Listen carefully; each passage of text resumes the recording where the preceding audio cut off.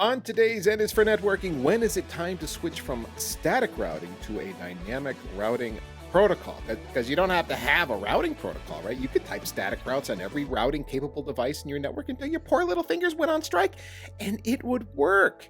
And I've actually seen some networks like that, with lots of routers too, but just because you can doesn't mean you should. And at some point, it just makes sense to move to a dynamic routing protocol. So let's figure out when in today's chat. I am Ethan Banks, along with Holly Metlitsky, and in our show, I lean into my decades of experience working on all sorts of networks, and Holly leans into her experience as a relatively new sales engineer at a large networking company. And we have conversations about how networking really works in a simple way to help you make sense of it. And you can follow us on LinkedIn or the Packet Pushers community Slack group, which you can join for free at packetpushers.net/community. Now, Holly, we've been planning a different conversation for today. This was supposed to be like OSPF basics. And then as I started writing that, I was like thinking of all these other things that I think maybe we've mentioned here and there, but haven't really come up, and that turned into this script instead. So I think, I mean, do you feel like we're ready for a routing protocol pretty soon here? Like we should probably have that conversation soonish? Soon-ish, but I think, we've got to cover the basis of why. Why are we going to a routing protocol? And I think this is something that I've mentioned along the way of my initial training that I not necessarily missed, but maybe didn't understand fully before learning the nitty-gritty of the routing protocol. So I'm really glad that we took a step back and are going into routing protocols in general and not, okay, this is how you configure them. So Well, for me, the thing that I found missing in a lot of the stuff I was reading when I was trying to figure out these networking fundamentals was why, context. Why yeah. am I doing this? What is the point of this? And so a lot of the writing I've done over the years and podcasts I've done have been trying to fill in that blank for people. Why? So today is, I guess, one of those why conversations, and we'll hit some nuts and bolts again next week. Maybe we're a little overdue for for the nerds to get their nerd fix of super hardcore, whatever kind of a conversation. So, all right. So to our topic then today, Holly, do you have an opinion on when it's time to move from static routing to a dynamic routing protocol? I've thought about this because obviously I read the script prior and I'm like, okay, well, when would I personally draw the line in my network? And I don't know, but I would say, even if I've got a couple of routers that can do a route, I would rather use a routing protocol. I don't want to be relying on myself to configure all the stuff correctly by hand. So if I've got a network maybe of 3 or more, to me that sounds like, okay, well, they've got something to learn. It's not just point to point. I think that would be my threshold, but I feel like this is personal. It is on some level, but you've hit Mm. on several things that come to my mind too that I've tried to formalize into more of a framework about how to make that decision. One you did touch on, which is, you didn't say the word scaling, but scaling is how I think about this. That is, static routing doesn't scale very well. It sucks. And the more routers you have in your environment that you need to be touching anytime you made a network change, the more difficult any network change is if you're manually entering a bunch of static routes by hand. It's, 2 routers, no big deal. 3, okay. 5, I don't want to do the change No. now. And I've seen networks that had dozens of routers where all the changes were manual, and people were carefully thinking, well, this router doesn't actually need that route, so I can leave it off of there, and these sorts of things. Like, oh boy, okay. But so again, it doesn't scale. So to me, you hit a certain size in your network, and it's just not practical to do it anymore. And it's, I mean, okay, so here's another scaling application. It's not just making a change, right? Like adding a route. It's also taking a route out. Okay, we're not working with that customer anymore. Now I've got to remove that route from my network to clean it up. What happens in a lot of shops is the cleanup never happens. You've got these Yeah. static routes that just get left around, kind of like firewall policies. We'll add the things we need to in a firewall policy to permit certain traffic through, and then 5 years goes by and that thing's got a lot of rot. You look in that policy, it's like, does anybody know if this paragraph is actually needed in the firewall? And everyone's like, no idea. That's Yeah. you figure it out, buddy. You're the firewall admin. Good luck. It's again, it's well, static routes are like that. You got to you're managing the life cycle of routes artisanally by hand. Like, oh no, that just again, no scaling. But never mind just scale, you're leaving so much room for error. And I Mm. know this because when I first started learning about this stuff, I had to learn to manually do the static routes. And like, oh well, how that was painful. So how about we now teach you about routing protocols? And I got IP addresses wrong. I put a one instead of a two. I made like just tiny little things along the way that were so unbelievably frustrating, but it's going to happen. It's like borderline inevitable. Yeah, you have to assume anytime you type something in by hand as a human being, the chance for error exists on some Yeah. level or another. It doesn't matter how comfortable you are with a particular configuration. I've done this 20 times. I know this configuration cold, and you're typing it in by hand. You make a typo, you're tired, your mind drifts for a minute, you start thinking about something else. You're in the wrong window. I don't know if you've dealt with I've done this that one, as but well. Yes. oh, you got you got your terminal Uh, emulator open with multiple tabs and you're in tab 2. You should have been in tab 1 and now you're configuring production when you meant to be trying it in the lab. Errors. Just yeah. it's bad news. So agreed 100% errors. And when you get a dynamic routing protocol set up, the amount of touching of the network configuration you have to do to bring a new route onto the network, or to have a route withdrawn from the network goes down massively. You're probably making an entry in one place and that's it. And just depending on how your network is configured, you might not have to touch anything at all depending on what's going on and the scenario. And that error count, the likelihood of an error goes way, way down at that point.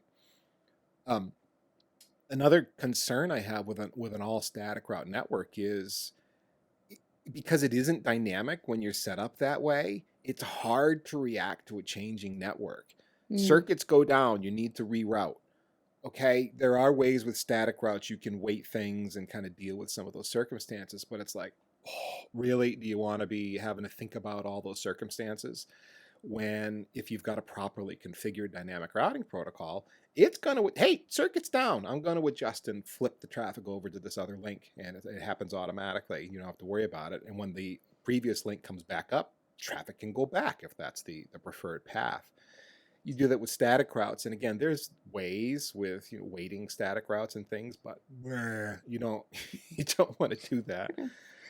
So to me, you routing protocol is just way better at the job of routing Yeah. than humans are for sure. And so at some point, you're like, okay, this is just impractical, and I I think some people are scared because they've never run a routing protocol like OSPF or BGP, and they're like, I know static routes. I don't know what's going to happen if I use this other thing, and I'm scared. And so I'm just going to keep Yeah. doing the thing I know how to do, and they just push off the change that they need to make forever. I think there's also your inherent need for control, and the idea of configuring static routes is kind of a feeling that you're in control because you're doing it yourself. But I don't think that's necessarily exactly the case. Just because you handing it off to a routing protocol, like you're in control of configuring that protocol. Sure, it might not, it's a bit more dynamic and it learns things, but it's made to do that. So um, that that need for control often, I think, inhibits network engineers to move on to like that next thing that seems a little bit scary but actually does a better job than you. I feel like maybe there's a pre-sales engineering question or a experience you've had where you're running into this personality type. Yes, all the time. Yeah. With every different modernization of all sorts of things, if you're moving from the protocol to protocol, there's always, well, this is the thing I know and I'm comfortable with. Even if it might not be the most optimal way to do something, it's within your comfort zone and you feel like you're in control and you're good at it. And even if you're making mistakes all the time, at least it's the mistakes kind of a thing. I find that with network automation, that is an Yeah. objection that network engineers have had for a long time. There's a certain feeling of loss of control that goes in when you turn you turn control over to a script, even if you wrote the script, because there's just this fear that something's going to happen that I don't understand or I didn't expect or I didn't anticipate, which is true. Those things can happen. And with automation, you can, quote unquote, fail at scale, where you get it wrong. You get it wrong times the 100 devices you just Yeah. fired that change off after. And automation tends to work in a way of, we're going to do read-only operations first until we're really, really confident, and then we'll move to read-write or pushing config changes and so on. But it goes back to that feeling of control. I want to control everything. Well, so here's another question, Holly. I'm going to throw this one at you, see what you think. If I switch to a dynamic routing protocol, having been all static before, does that mean, now that I'm using a dynamic routing protocol, that I don't need static routes ever again? Not necessarily, because, I mean, I guess from my experience, you kind of want a fail-safe, right? If for some reason that protocol, something goes wrong, I think often we have static routes maybe to very specific IPs or connectivity to make sure that you've got a backup, and you've got that priority. Maybe for overrides or something like that. Or before you create your protocol, you start with a static route and then build from there. So, I think things like default routes I've found are usually configured using static routes first. Can you get rid of all static routes? Probably. Do you want to? Maybe not. Certain circumstances, yeah, you probably could, to think about that. There are folks like for their internet routing, they will accept a BGP feed that is default-less. They don't want that 0.0.0.0/0 route coming advertised to them. They don't want to forward traffic by default to the internet. They would rather only forward traffic that is going to legitimate destinations and not just by default, even if it's something that doesn't belong on the internet, respond to a network like that. There's certainly circumstances where you probably don't need any sort of a static route. Yeah, I can imagine that.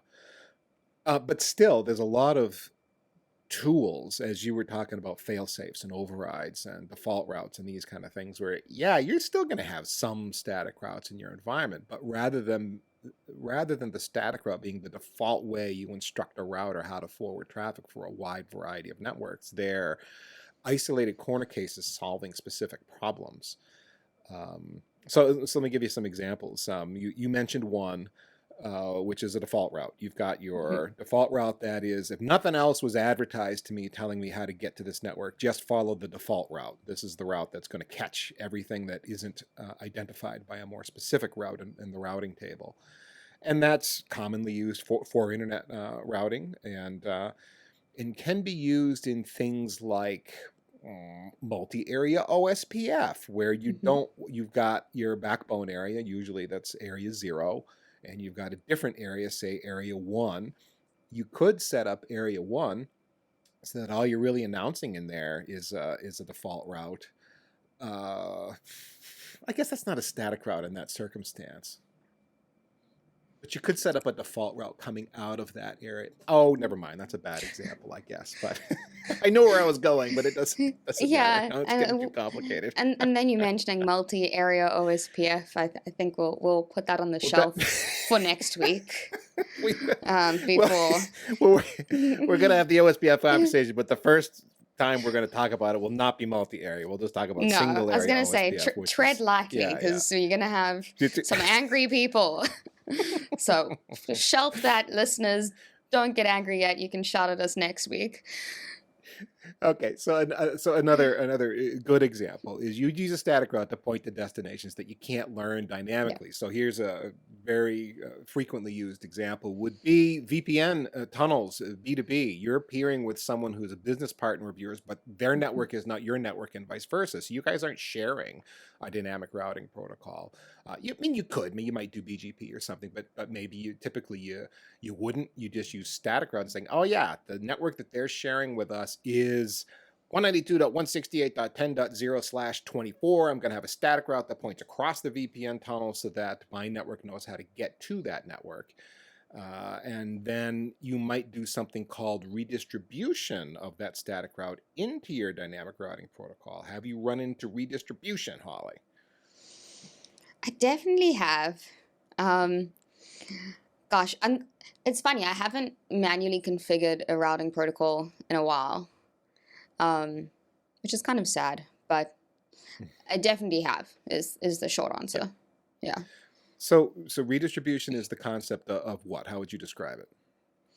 Well, you now have a static route, let's say, or it's learned via something else, and you passing it along. So in using the word itself, you redistributing it into another routing protocol. So if it's a static route, for example, you could say, okay, well, I've got this static route. Now I've got to tell my OSPF area what this is. So maybe that's not a great use case, but yeah, you telling everybody else about this this route. Perfectly valid, actually, what you described. That is a common enough thing. Yeah, the idea is you've got a route in one routing domain you want another routing domain to know about, and so you redistribute some or all of the routes from the one protocol into another. And you can, in the example of where we have a static route that points to a network that lives on the other side of a VPN tunnel, you can redistribute that static route into your, say, OSPF dynamic domain. So we end up with an external, it shows up in OSPF as an external route. Yeah. And again, we'll talk about OSPF, mechanics and stuff in a future episode. But yeah, it's a very, very common use case there. So now you've got the static route living on the VPN router where the tunnel is terminated on your side. You announce that static route via redistribution into OSPF, and now the rest of the OSPF domain has dynamically learned that static route. So more to the point of, do you ever get rid of static routes entirely? Well, possibly, but probably not. There's going to be these different corner cases. I got another corner case for you. Have you heard of null routing? No, actually. I don't know. Maybe I call it something different. What is Juniper will call it a discard route. Yes, I think so. It's ringing the bell. I can see it. Yeah. Yeah, I'm like, it's all coming back to me. I think that, if I'm correct, let me give it a stab, but that's a route that pretty much things come in, it doesn't match anything, so you get rid of it. I mean, it's you sending it here, like if I'm correct. You're not forwarding it in the along. ballpark. You're right. You're not forwarding that traffic to some destination. You're sending it to the bit bucket. You're sending it to the garbage bin. Yeah. And so Cisco and Arista have the concept of null routing. They use the interface called null zero, which isn't a physical interface. It's a concept in software. Juniper's got the discard route, same kind of thing. Black hole routes are another way to describe them. And so if we were to set up a route for 192.168.10.0/24 and send it to null zero, where do those packets go? They just get dropped by the router. Yeah. They go into the great big bucket in the sky. Well, there's use cases for that. Maybe it's a security thing. You're being plagued by some IP address that is just a nuisance, bad actor, and you want to you don't want to respond to their packets. So rather than let them get further in your network, at the router where you first see that, you set up a null route. That's kind of an old school technique because things like distributed denial of service attacks have evolved, where you're going to be seeing attacks coming from a zillion addresses, and if you're manually entering in discard routes, null routes for each one you see, you're never going to be able to keep up with it. You need a proper security tool that can keep up with that for you. But there's use cases like that where it's like, I'm not going to respond to this anymore. I want to send this traffic to the bit bucket. And so that's another form of a static route that's got a very specific use case solving a very specific problem, another tool in your toolbox. So again, long way to say, no, you'll still see static routes out there even when you're using a dynamic routing protocol. And the question then becomes, if you're a network engineer exploring a configuration, what is this static route here for? What is it doing for me? It's one of those things you should dig into and understand because it's there for a reason. And you don't want to be like, I don't like the static route in there. It bothers me. I'm going to delete it. Hopefully you just broke something and it's not something that's just there that was left over. But, Yeah. it's one of those things you would audit and try to figure out why it's there. There's probably good reason. You would hope that somebody along the way has written down or documented why they have these specific static routes. You would hope. But you would hope. Yeah, that's why I prefaced it with you would hope. It's a big hope and unlikely because I'm yet to see network engineers who keep track of all their things. But you can hope Yeah, still. it's not that there's no documentation on most networks, right? It's that the documentation that's there is stale almost inevitably. You never can keep up with it all. You need a tool that's gonna keep up with it for you, really. There's tools like, let me think here, like well, okay, so there's a few I'll mention here. One is NetBrain. It's a commercial product. It's pretty expensive as I understand it, but NetBrain will audit your network every day and build dynamic diagrams of everything. So you have like real-time documentation of what's going on. There's another company called Forward Networks. They will model your network soup to nuts. They can discover exactly what's there. Again, it's expensive, a tool like this. It's not like, it's open source, download it and go get it. No, you got to invest and then learn how to use the tool. But tools like that help keep up with documentation for you, including things like static routes, and then make your network queryable so you can ask the model that it's built of your network questions like, show me all the static routes. It should be able to tell you those kind of things and so on. So, I mean, to me, yeah, you need documentation. Practically speaking, documentation is yet another one of those things that doesn't scale well, and a tool that can keep up with your network is worth the investment, especially as your network gets larger and more complex. All right, Holly, another question for you that goes back to kind of our opener. Is there such a thing as a network that's too small for a dynamic routing protocol, in your opinion? Sure. I mean, if you have a small network and let's say one little office that has absolutely no intentions of scaling, and that is going to be your network forever, or maybe even at your house. I know, all our nerdy listeners definitely have a couple routers and, some things at home. And you don't really need to be running dynamic protocols because the odds of you expanding to your neighbor's house and your friend's house next door is hopefully very unlikely. So I think in, situations like that where you're pretty confident of the scale you need, you can do that, assuming that it's not like one office with 30 routers, but, a little remote site, things like that. Yeah, I agree with you. And home example is a good one. I have my network at home is pretty small. I've got a 48 port switch. I've got a separate firewall that sits between my internet gateway and my network, and I've got like 5 access points coming off of the 48 port switch, which might seem like overkill, but I'm a nerd, so I have my reasons. You've got good coverage. I have great coverage. Yes, I do. And if I didn't have 5, I wouldn't have great coverage. I'd have dead spots in certain places that I would like to have coverage. So, do I need a dynamic routing protocol? Well, no. I mean, even if I split my network into multiple VLANs, like some home lab enthusiasts will have, like, this is my home LAN, and this is my lab VLAN. They'll route in between the two. Some people that are very security conscious at their homes will add a network that's just for all their IoT stuff. Their Nest thermostat, I guess Nest isn't a thing anymore, but whatever. All the IoT smart home stuff that is almost always terrible code that's got vulnerabilities that if it gets compromised, they don't want it running around their house. They'll pop that into a separate VLAN and maybe hang it off their firewall, something like that, just to keep it isolated. Do you need a dynamic routing protocol in any of those circumstances? No. I mean, especially if it's all coming through one switch where all the networks that you're routing between are directly connected. Hmm.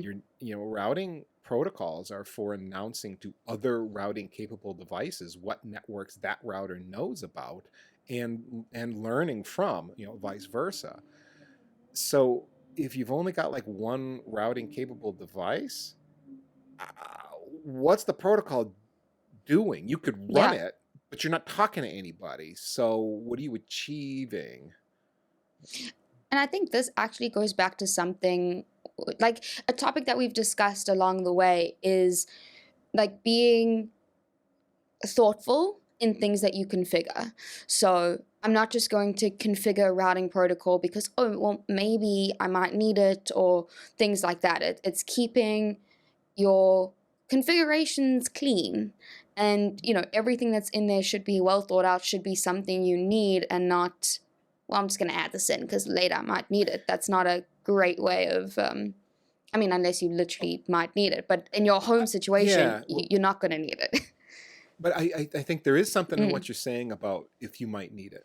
So for example, if you've got a small office today with 10 people and served by one switch and a couple of APs, but that site has got a bunch of empty office space that your company's planning to lease, and they're going to add a whole bunch more seats in there, and that site's going to go from 10 people to 150 people over the next couple of years.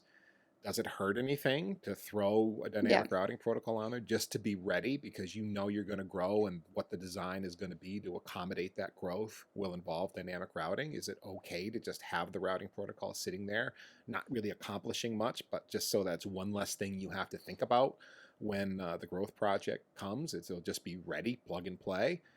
Nothing wrong with that. Some could argue, if you want to be really pedantic, well, if you're running that protocol, the code might have a memory leak and cause the router to crash or something like that.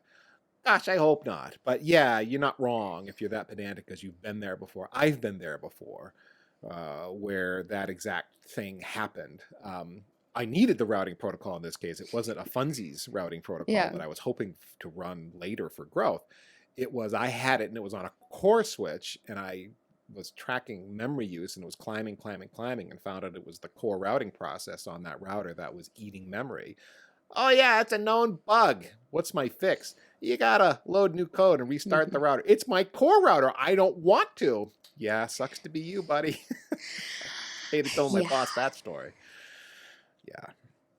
So I mean, my point being, it's not without some risk, but I mean Hmm. that hopefully, things like memory leaks in code should be a minor thing.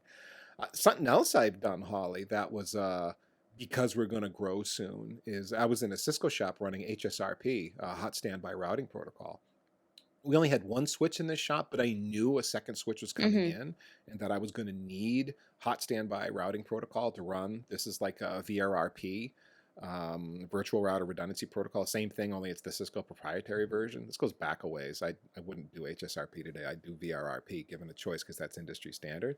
Um, but I only had the one switch. But I wanted, because it's disruptive when you configure Yeah. a standby routing protocol so that you can float your forwarding address, your gateway address between two switches. I configured HSRP on a single switch, knowing later a second switch is coming, and I'm going to add him to the HSRP group, and it'll be seamless. I won't have to worry about any disruption to the network and have to add HSRP from scratch. So there is some merit to thinking ahead if you Yeah. know things are happening. That is for sure. But it depends. Yay, we said it. It depends. Yeah. But I think those are all cases where you kind of know what's coming. You knew that there was going to be Typically, yeah. another switch coming in. Yeah. It's not like maybe we might get one, perhaps, and I'm just going to do this. That's kind of where I was. Like, I think if you know that you're going to expand, I think that's great. You've thought about it. You're being proactive. It's well thought out configuration still. It's not just I'm going to configure the whole box because I don't know, who knows what I might come into in the future. Like, that's not the way to go. Okay, so we're talking to nerds, right? And another thing nerds are guilty of is using their production network as a lab. I've seen this happen. You pop into this network and it looks like a science experiment because someone's been playing. It's like, don't do that. There is no reason to do that in 2025. You've got so many labbing options if you want to do science experiments. Don't use production as a lab, even as But it's tempting the as it is. risk I just want to try this. factor. Right? I know. It's Live on the just, edge. Maybe you'll bring down the production network. Who knows? don't do it. Don't do it. Don't do it. Get into EVNG, get into Container Lab, get into Ivan Pepelniak's NetLab. Use tools like this. So many different networking images are out there for free if you want to play with stuff. You don't use your Yeah. production environment to quench your desire to try the new shiny thing. Don't do it. Don't do it. Okay, so if we want to switch to a dynamic Mhm. routing protocol, Holly, then which one should we pick? Ah, such a great question. It is such a great question, and I think this is where I get a little bit stuck. Mhm. Because I know some protocols. I wouldn't say I know all of them. I know which ones I don't know. And I don't know if I could correctly guide you in the direction of which one I think is best, to be open and frank and honest on Okay, this podcast. I have opinions. We Yeah. can share some opinions, but what routing protocols are you familiar with? You know, in all your Juniper training, which ones have they been throwing at you? I mean, mostly OSPF and BGP, EVP Okay. and VXLAN. I know that ISIS exists, but in my initial days, it was like, oh, this is more of a service provider protocol. You're going into enterprise. You're likely not going to run into it, so we're not going to waste your time like learning that now, of which I still haven't run into it, so I still haven't learned it, which not a great way of doing things, but I think, I've obviously just been focusing on things that I run into all the time. Yeah. Well, Um, networking is so broad. I mean, if you pick up any single topic, it can consume you yeah, for, days or weeks while you try to get your head around it. And there's only so much time in the world and you got work to do. So sometimes you got to yeah. pick and choose what you're going to learn. It's hard to learn everything. And unless you're forced into it by a certification, some topics just fall by the wayside. There's no shame in that. That's just normal. Which even in my But certs, like ISIS was sometimes there is a topic, but it was never really tested on. Um, mhm. so, but it came up the other day. But anyways, I'm not gonna take us down a side route. It was what protocol you're gonna use under your VXLAN, whatever. It doesn't matter. Side chat, but yeah. So I think, yeah. No, carry One on. other follow-up comment I had, you mentioned OSPF, BGP, and then EVPN, VXLAN, kind of all in the same breath. So I just want to highlight that EVPN, VXLAN is a forwarding paradigm as opposed to a Yeah. routing protocol. You know what I'm saying? Because Yes. EVPN Yes. sits on top of what? Well, that's the question. Depends. It could Y- sit on top of BGP usually, but you could put it on top of OSPF or ISIS in theory, and that was the conversation we were having yesterday with some technical nerds who, anyways, going Oh down a gosh. rabbit hole. Okay. If VPN has evolved to the point where you can actually carry MAC addresses in ISIS and OSPF these days, I missed I that could be memo. wrong. I So might I'll I have to might dig be into muddling that. this conversation up, but there was something about carrying it over non-BGP.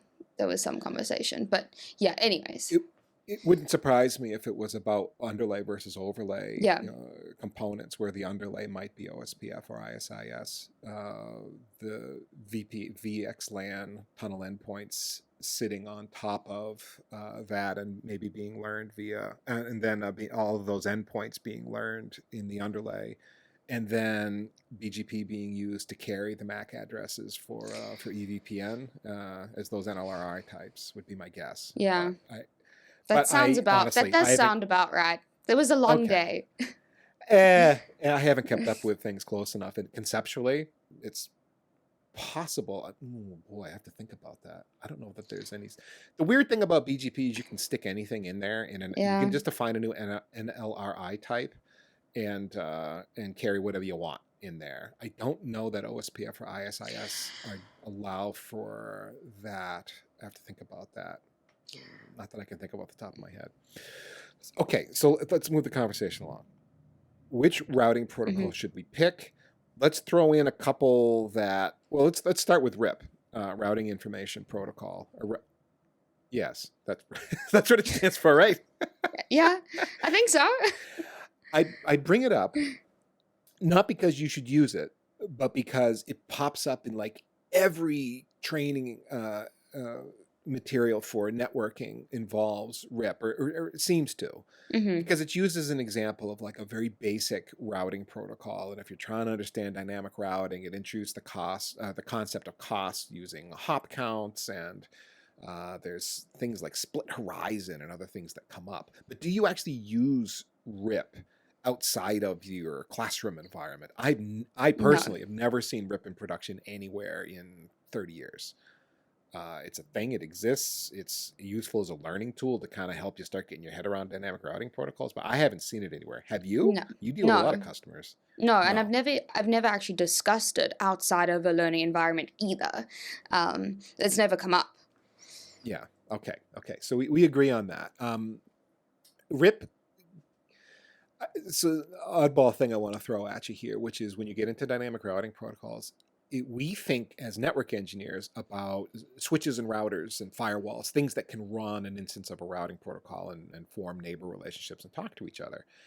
But servers, hosts can do that too. There are daemons that you could run on a server, let's say for BGP, and then talk dual home your BGP uplinks from your server to two different switches, and have your Yeah. host actually be able to dynamically, fail over. There's other ways to get that sort of redundancy, but that is a thing that some data center networks will do.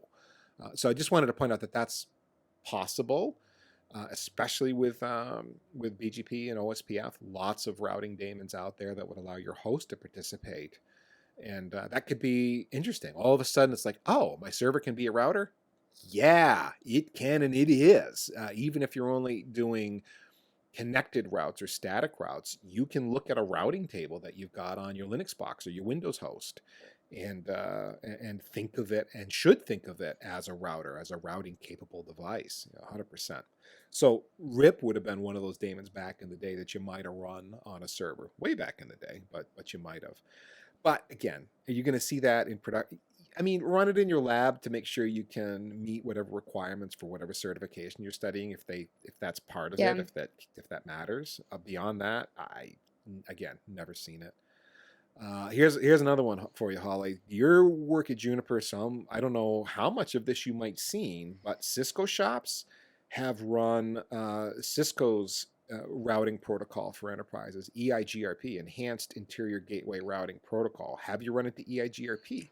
So I've heard, obviously I don't deal with Cisco much, well, in what I'm configuring, but obviously I have customers who have Cisco routers, and they have run this protocol. I don't know too much about it, but I know that it exists, and I'm familiar with it as a industry term or something that's been used at many enterprise customers. Yeah, and the catch with EIGRP is, even though it is popular in some Cisco shops, I would guess its popularity peaked. I don't know. Mhm. It's 2025 right now. Let's say this was in the early 2000s. There's plenty of EIGRP networks out there, and there still are today. But I really think it's faded in Mhm. popularity, in my opinion. But there's nothing wrong with it as a routing protocol. I like it. There's certain design things you can do with the way EIGRP works that, to me, make it kind of cool and really interesting. It's Cisco proprietary. Cisco did Yeah. not release EIGRP as a standard protocol way back in the day. They just built it internally themselves and deployed it. Now, since then, Cisco has democratized that EIGRP as a standard, and there are open source implementations of EIGRP now that exist. But it's not seen wide adoption. It's not like Juniper and Arista and Nokia and everybody like got super excited. Oh gosh, Cisco's open sourced, or made as I'm sorry, not open source, but made as a standard EIGRP. I forget what the RFC number is, but it's there as a part of the IETF's RFC collection. And then went and wrote daemons and encouraging customers to use it, and like, no, it never happened. It's just like, oh, okay, it's it's there, it's a Yeah. thing. But again, don't dismiss it if you like run into a Cisco, you as a network engineer get Mhm. hired at a Cisco shop that has to be running EIGRP, don't roll your eyes and go, oh gosh, this is terrible. No, it's a good routing protocol, extremely powerful, flexible. I worked on a network that had a couple of thousand routers, actually more than that were running EIGRP, and with proper configuration design, it scaled great. It really worked very, very well. But if you're choosing today to stand up a brand new network, even if you're an all Cisco network, I would not pick EIGRP. I just wouldn't, because the, nothing else is going to speak it other than other Yeah. Cisco devices. And even within the Cisco family, I don't know this for certain, but I'm going to guess not everything in the world of Cisco, just because it says Cisco on the front, is going to give you an EIGRP option. Maybe, but I doubt it. You'd want to stick with something standard, Yeah. like you were saying, Holly. OSPF and BGP is what you really deal with primarily in your world. I mean, and those are standard protocols. I'm not sure why you'd want to choose something else.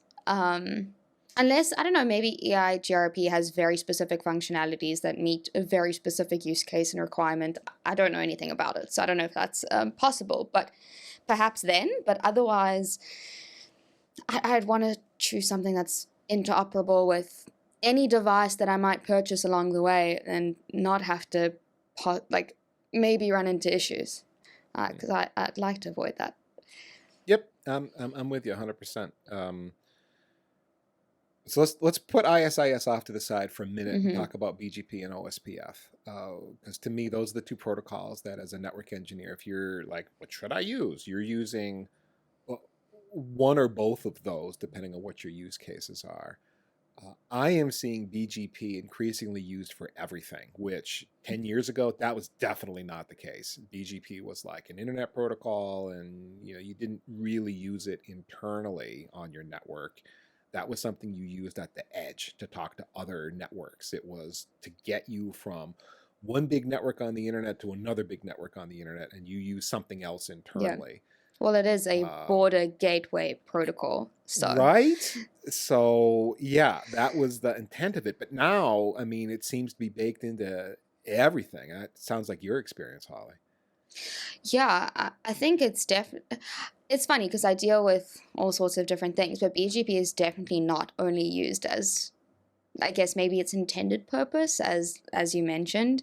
Um, I think I don't want to say it's easy to configure, but I think it's very versatile. Yeah. So people are just using it because of that versatility, and you can do a ton of stuff with it. So I guess my question to that then is why not? Yeah, and that's increasingly that is an interesting question. I mean, part of the old school network engineer says, "Well, I don't want to use BGP because that's not what it's for. It's not for interiors. It's not for my data center." And of course, that's not been true for a long time. As you know, if you're selling a EVPN VXLAN solution, BGP is part of the answer. It's part Yep. of it. It's part of a complicated answer that solves complicated problems. But yeah, it's there. You got to have it.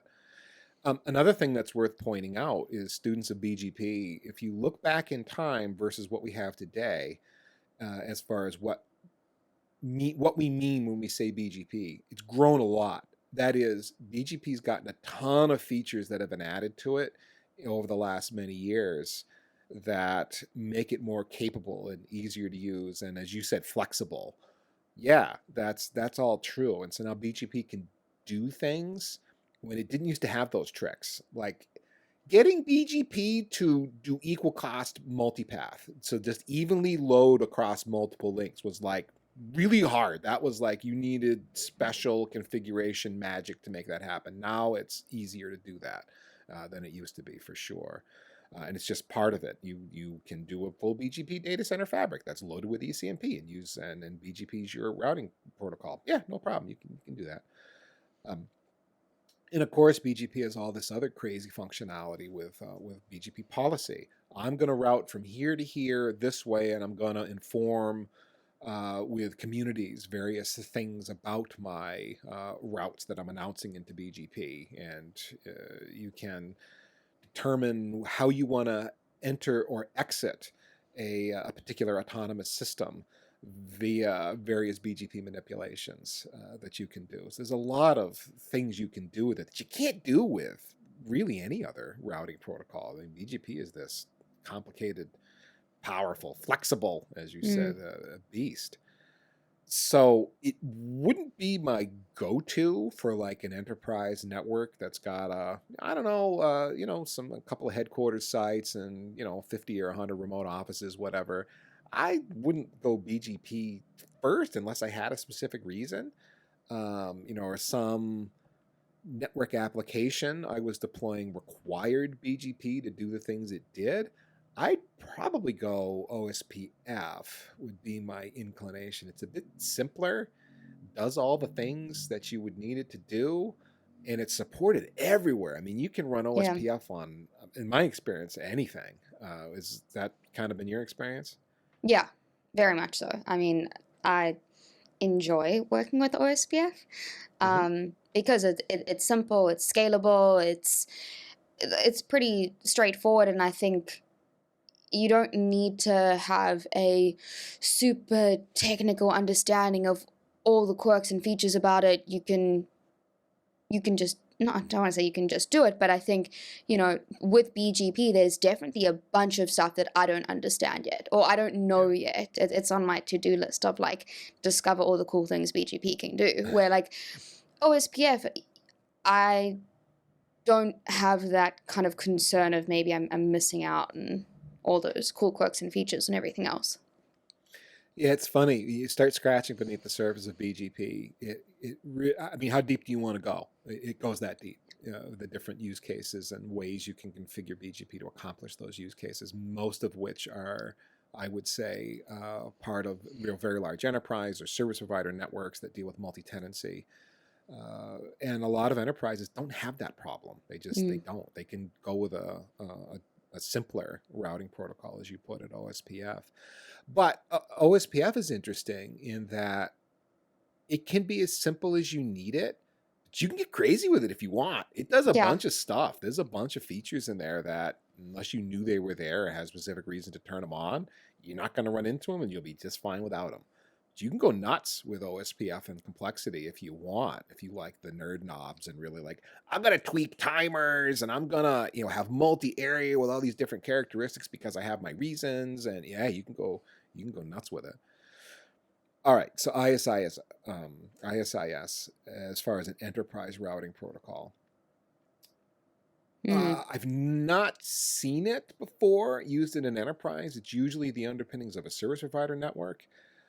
Doesn't mean you can't do ISIS. It's different than OSPF in the sense that ISIS was designed to handle a lot of different addressing schemes and protocols, and it uses something called CLNS, which I don't remember what that stands for, but if you look at the addressing of how ISIS nodes see each Mm. other, routers see each other, they're not talking IP, they're talking CLNS, for example. But if you step back away from some of those things that are going to be a little quirky to you at first and compare how ISIS and OSPF make forwarding decisions and form areas and levels in the ISIS world, and you'll see a lot of similarities between OSPF and ISIS. So if you start with OSPF and then move to ISIS because you want to learn it, you'll find a lot of the concepts translate over pretty well. And there's a book if you can find it. It's been long out of print, I think. There's an Addison Wesley book by Jeff Doyle called OSPF and ISIS that I have on that shelf right over there. I've gotten through about half of it. I need to go back and finish that book. But again, that's a book that the deeper it goes, the deeper it gets. But it's not huge. It's only, I don't know, 300-400 pages. It's not 1,000. The It's BGP not books. huge, but it's a technical novel on OSPF and ISIS. I mean, It's awesome. It's a great book. If you've never read any Jeff Doyle books, Jeff, who's still very active in the networking community and so on, he has a way of making even difficult and esoteric things approachable and easier to understand. He does write in plain English. He's gifted that way. And so this book just compares the two. Okay, OSPF does this feature this way. Well, ISIS does it this way, and here's the things that are similar, and here's different. So if it's important to you to really get your head around it, like you need to know ISIS on a deeper level to pass a cert. That's a good book to have. It's really going to help you. Really going to help you.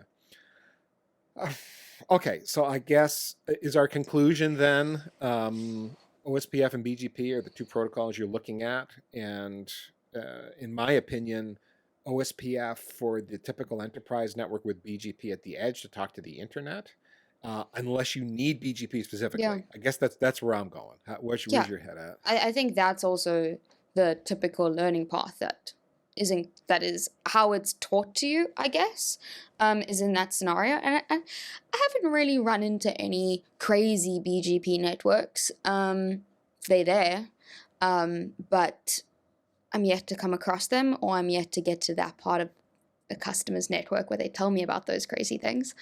But I think that's where it would make the most sense. And I would encourage our listeners to look into each of these protocols, understand where they came from, what the differences are, and maybe formulate your own use cases to understand, well, I've got this many routers and this many sites and whatever, and maybe think through some use cases of what you would use. Maybe you would go crazy with BGP. Yeah. Good for you, but you just hit see what you would think. There isn't always a single right answer. It's like sometimes there isn't a wrong answer. It might be what the best answer is, but you got to look at it from your own perspective, from your own business, your own company's point of view and the problems you're trying to solve to make a choice. What we suggested were just general guidelines based on seeing stuff, you with all the customers you see, Holly, me with the different networks I've worked on over the years, and just having some perspective that way. But it's not like because we're suggesting OSPF and BGP, that's the only answer. There's other answers, and by the way, there's a ton of other protocols too. I mean, it's a ton of other routing protocols that are out there that feel more like science experiments than things you're going to find in production. But there are a bunch of interesting and novel routing protocols beyond what we've talked about that solve specific problems for specific reasons. And will you find them in the wild ever? Probably not. But if you like to nerd out on routing protocols, there's endless numbers of them to go dig into and figure out, well, why did they do this? Well, because. And then there'll be some esoteric problem that routing protocol tackles. Holly, look at the time. We're 50 plus minutes into this recording again. We did it again. I'd like to just go back to the message I sent the other day in response to, and listeners, this is the message, in quotation marks, 30 to 45 minutes, he says, with no trouble. Wink face. Yeah, we had no trouble. 30 to 45 minutes. Yeah, exactly. Plus, yeah. We're adding on almost another 10 to my hope of what I thought was going to be a max discussion. But I think it's an important discussion to be had, though. And I hope that it provides value before we jump into different protocols and sets the playing field and maybe just provoke some thought. And, if you're listening to this week by week, go do some research on these protocols before you get to the next episode when we dive into them, so that, maybe you can give us some questions, think about these things, shout at us if you need to, whatever. I feel ready for us to talk about OSPF now. So I think we've set lots of foundation, and hopefully everybody that's had time to listen to all these will feel like, okay, they got enough information to springboard into OSPF, and we'll hit OSPF basics in the next episode. I hope. I actually have to do homework, Holly, to write that one, because it's like I got stuff in my head, but I gotta I don't know, what is the default hello timer time? I think I know, but these are details I got to double check and so on. But anyway, if you've got questions, comments, or follow-up for us, anything, you just want to say something nice. Holly and I like to hear nice things. You can do that via packetpushers.net/follow-up, or you can chat with Holly and I directly on the N is for Networking Pod channel on the Packet Pushers Community Slack, which you can subscribe to, packetpushers.net/community, and you can join. You find all the information to join the Slack group from there. It's free. No gotchas, just read the rules and then hop into the Slack and ask questions or just watch the conversations. There's always people chatting about something, and lots of memes, lots of memes in the random channel for sure. Yeah. you can do us a favor too, because if you like the show, you're enjoying this, and a lot of you are, we are getting a lot of good comments from you. We would appreciate if you would share the love about N is for Networking. You can like, subscribe, comment, share with your friends wherever you're listening, YouTube, Spotify, Apple Podcasts, etc. We are everywhere. We're on all the platforms. And again, if you didn't know about YouTube, Holly and I are recording these now as talking heads, so you can see our smiling faces in 1080p. Last but not least, just remember, networking isn't hard. Other people figured it out, so you can too.